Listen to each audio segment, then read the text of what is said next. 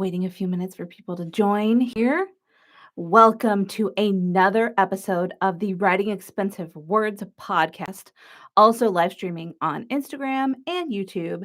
And today we are going to tackle the very difficult and sometimes controversial question: how can I avoid writing a gimmick? So, how to avoid gimmicky writing. Um, I really want to let you know that if you've given in to gimmicky writing in the past, it is absolutely not your fault, because a lot of writing gurus teach that, hey, if you don't write ideas that sound completely insane and hard to write, then readers are never going to want to listen to the story that you have to tell. And that is absolutely not true. The thing is that any story idea can become a gimmick. The way that it becomes a gimmick is if you don't have the follow through to get from the beginning of the story, where the character arc begins, to the end of the story where everything's resolved and the character has made progress to the point you want them to make it to. So don't write something unless you can put real characters with real feelings into it so that the character can undergo real changes. If you're writing any sort of anything else, I unfortunately you are writing a gimmick. I just realized my AirPods are in. I'm going to take those out because I don't need them right now. So, how can you stop writing gimmicky characters? Well, here's the thing. If you have this crazy idea and you have characters that seem real, you can easily take that story idea that started out as gimmicky and turn it into something that readers will love, but only if your character experiences real emotions and real obstacles and real change. And also, something that I would consider gimmicky that I think a lot of people would agree with me about is when you use stereotypes. Because if you're using stereotypes, that's not only offensive to the reader, right? But it's also gimmicky because it shows that you haven't done the research. You haven't put the work in to follow the character all the way through the story. And if you've been taught that, guess what? You don't have to listen to that advice anymore. It's not your fault. You can change the way you write so that you're engaging with readers and connecting with them instead of making them mad with stereotypical gimmicky characters. Okay, so the next thing we need, definition.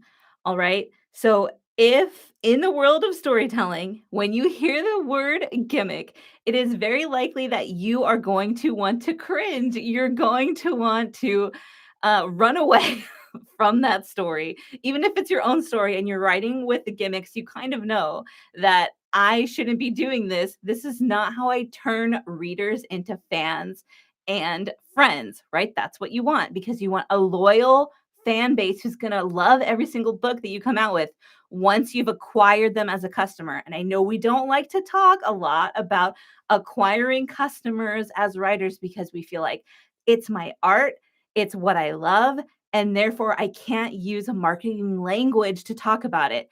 But in the world of business, where you have consumable goods, which, guess what? Your stories are consumable goods because people can buy them and interact with them.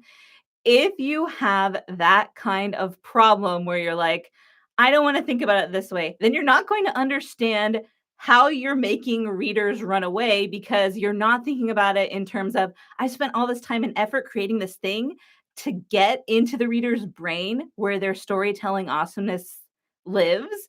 Uh, and you're not going to understand why you should retain that customer that you've acquired. So I know everyone's like, Kristen, why do you have to throw the business language in? Because I'm thinking about you and your business, because writing is a business, because stories can be consumed. Therefore, they are business goods. So if you want to keep your customers, though, if you want to keep your readers and turn them into fans and friends, right?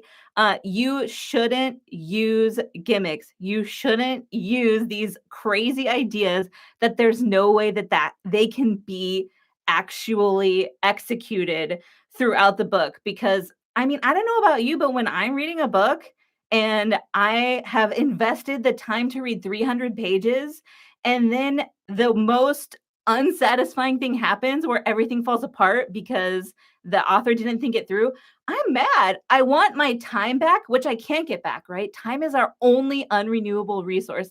And I want my money back because I work hard for my money. I slave doing all these different things every single day to get my money. And when I spend it on a story, I want that story to deliver. That was the reader Kristen talking, right? Because if you're a writer, guess what? You're a reader and you know exactly how it feels to be betrayed. It's like someone stabbed you in the front, right? That's not what you want.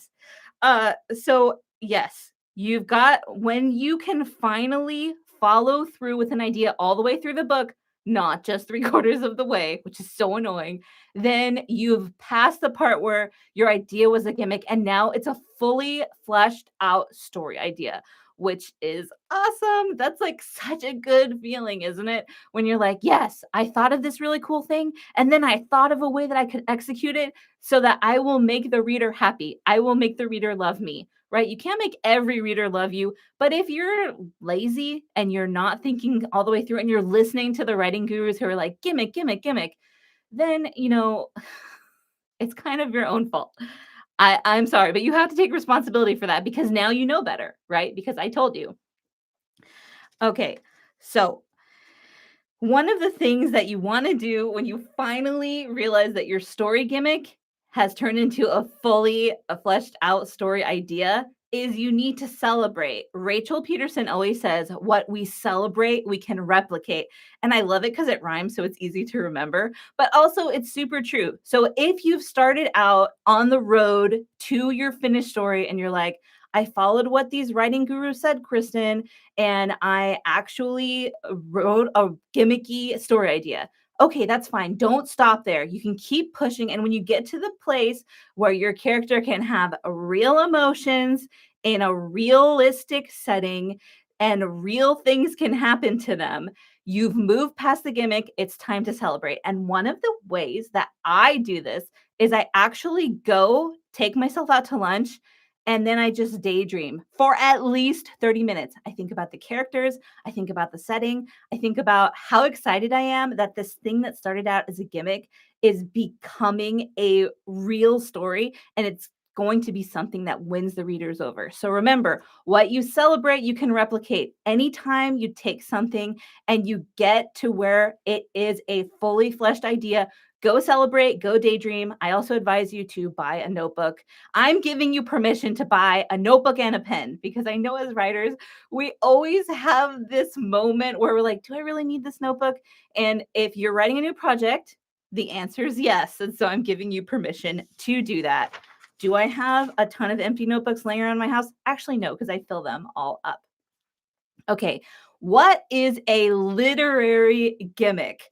This is really important to understand. And I know as soon as I say this as a reader, you're going to be like, oh my gosh, I definitely have read something that was like that. And then I felt sad inside and a little bit dead inside. So like I said, there are writing gurus out there who will tell you that the story idea is the most important thing and you don't need to worry about follow through because you want to get the reader into your book. But we talked about this already. If you do that and you don't follow through, what have you done? You've wasted the reader's time, which they can never get back. You've wasted the reader's money, which maybe they'll want back and they'll return your book on Amazon. Hey, it happens. But you've taught this reader that they cannot trust you or any of your work. And that's not what you want to do. It doesn't matter how many sales you get on your first book if that first book is a huge betrayal to the reader because they're never going to touch any of your stuff again. You have one chance to make a good impression on a reader. Don't waste it by following some bad advice. Okay, so examples of literary gimmicks. Like I said, you're definitely going to recognize these. Some people are like, I'm going to write without using the letter E. What? Why? Or I'm going to give all my characters numbers instead of names. No, Just please don't do that. And if you've read a story where there's numbers instead of names, you know how hard it is to follow and hard it is to actually attach yourself emotionally to those characters because they don't feel real. And if you are feeling like, I need to do this to be interesting, guess what? You don't. And a lot of writers are using these types of things to cover over the fact that they're not putting a lot of effort into actually developing and writing their stories. And you don't need to do that because now you know the truth about it, right? It doesn't create long lasting effects. Uh, I know who would do that. It's just bad advice that's been perpetuated for so long. And also you'll hear people like, I have a really good story idea. Can I sell the idea? No, you cannot copyright story ideas. You cannot sell them. Stop putting so much effort into coming up with a really creative and original story, which it doesn't exist, by the way, and start putting that effort into developing your characters, your plot, all the things that are going to prove to the reader that they can trust you with both their time and money. So don't do things to distract the reader. Yes, the character in Divergent 4. Oh man, Divergent series, don't even get me started on that. The third book was such a letdown. And you can tell, right, that Veronica Roth, who was really young at the time, I'm not going to fault her. I feel like her publishing team and her editors around her could have supported her better. But she just didn't know where the story was going. So the final book, you're just like, what the heck? What was even the point of this? And so that's why I don't buy her books anymore. I don't give her any more chances. I spent a lot of money. I spent a lot of time on her, and I just can't. I can't. I don't have time. There are too many books I want to read, and my life is short, right? All of our lives are short. We only have a certain amount of reading time and writing time. So that's why we're investing in stories that can change the world. And how do we do that? By making them matter, by making the characters feel real things, by avoiding writing gimmicks, which is why I'm laying this all out for you. Because if you can learn this, it's going to completely transform your writing. Okay, so no distracting the reader. Show the reader what you want them to see. Don't use gimmicks. All right. What is the worst writing gimmick? And go ahead and send in your comments. What's the worst writing gimmick that you've ever seen? For me, I personally hate with a passion when someone has told a story and the whole thing is a dream or the whole thing is a hallucination. No, don't. You're wasting my time. Like, stop it. Just tell me the real story. Don't waste my time. Don't insult me by thinking that I'm not smart enough to figure out what's going on, by the way, because I always figure it out. And then I'm even more mad. I'm like, you made me figure out something that was dumb. You made my brain fire and all my synapses respond for something that wasn't worth my time. So I want to know, though, write down in the comments, what is the worst literary gimmick, writing gimmick that you have seen, and how did it make you feel? And for me, you might be passionately enraged by it. But that is the thing. You need to make sure when you're writing that you're not doing something like basing everything off of a dream and then having it not have actually happened for the reader to learn. I mean, for the character to learn a lesson. There are way better ways to have a character learn a lesson than by having this really long, drawn out dream where nothing is real. Okay, like that's a betrayal of the reader. And the last question that I want to address, because I looked on answerthepublic.com and this was one that came up, is how do you distract a reader from iffy writing? No, we're not. We're not going to do that. And do you know why we don't need to do that? Because you're awesome. Because you've got this. You know how to write. And if you don't, I'm going to help you. That's why you're watching this, right? That's why you're listening to this, because you care so much that you went out of your way to find me, a person who loves stories and believes that stories can change the actual world. And that is why we're on this journey together, because you care. And that means you don't need to distract the world from iffy writing, because you're going to get it right. And you are going to live out your dreams. And how do I know this? Because you care. Do you know how many people don't care? They would never listen to this podcast.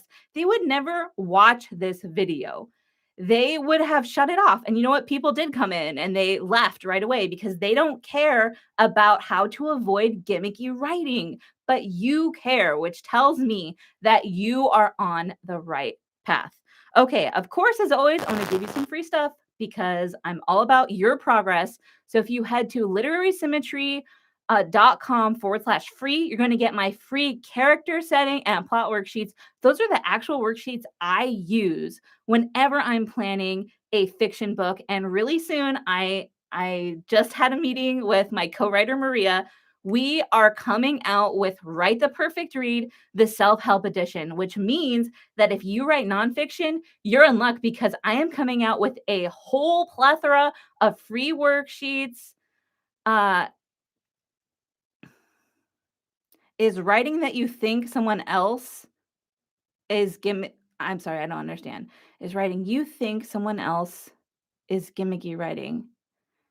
So, yes, I think you're gonna know if you come in contact with gimmicky writing, you're going to think it. You'll know it. Thank you for the question. So yes, that book is I'm really excited for Write the Perfect Read, the self-help edition. I know it's going to help a lot of people because it's exponential, right? When I help you write a book that helps other people, that means we're both helping all these people that we don't even see, that we don't even know, and we're forming relationships with them.